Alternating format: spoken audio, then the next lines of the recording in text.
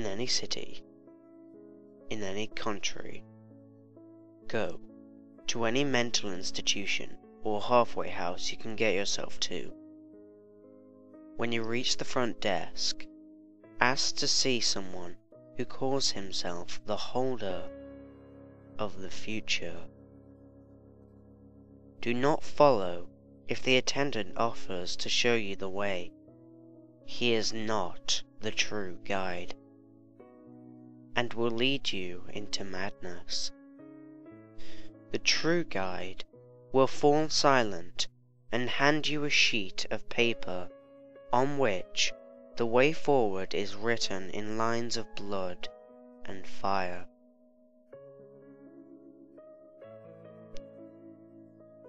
Walk forward, concentrating on the writing. If your focus doesn't waver, you will pass through both desk and man to find yourself in a long, disused hallway. It may once have seemed opulent, full of colour and promise, but the walls are now stained, and the carpet is black and filthy.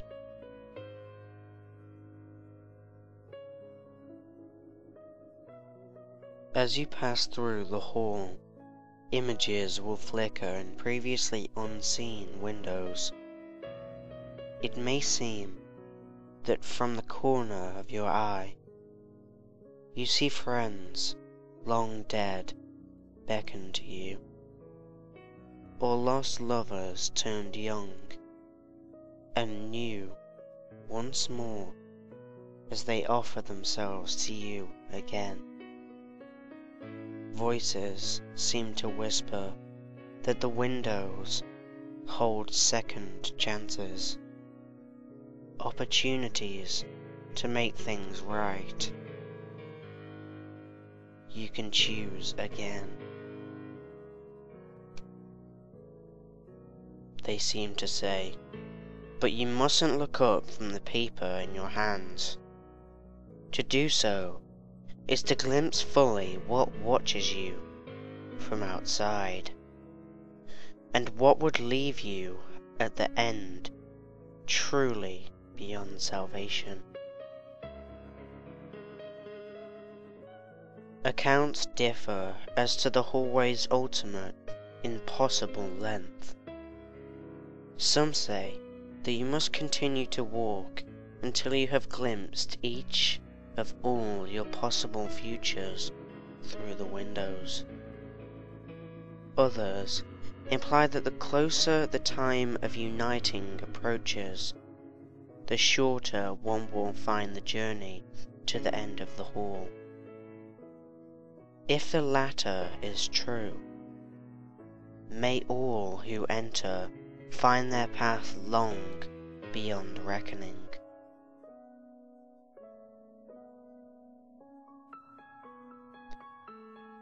You may only look fully away from the paper at the end of the hallway, and even there you may never look behind you. The door before you leads into a ballroom that, like the hallway, has fallen from its former bright elegance into filth and despair. Move forward into the gloom until the door and all chance of escape are lost behind you. Walk with care. The holder watches you even now. The path forward once passed straight through the center of the room, but the center has not held over the many years, and the way has differed. You may never find your way if it has differed too far, and you will spend the rest of your unnaturally long life wishing you had never given yourself to the window's half-glimpsed temptations.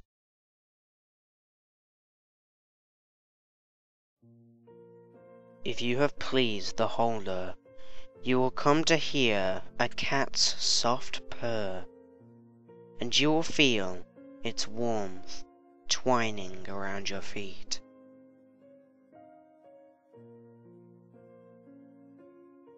You must keep your eyes closed until a voice has asked you, "What will you do with them?" 3 times. To answer the first or second time will turn the purrs to snarls, as the touch of 1,000 razor claws pricks your throat. Only after the third and final time may you open your eyes. In front of you will be a woman lying on a bed. As with the rooms that preceded her chamber, she might long ago have been stunningly beautiful, and though she lies naked on her bed, she is necessitatively fat, her skin pockmarked with bed sores and dead flesh of syphilitic blooms.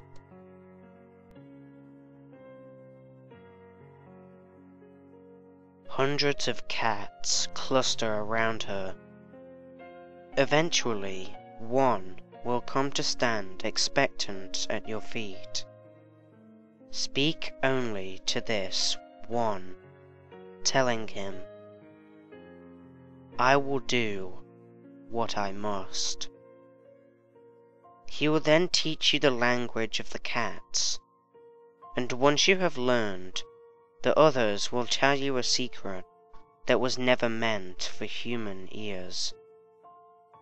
You must never reveal it until such time when you have nothing else in the world to give. Cats are jealous creatures, and delight in the pain of those who betray their trust. Their secret is the 16th of 538. I may speak no more of it.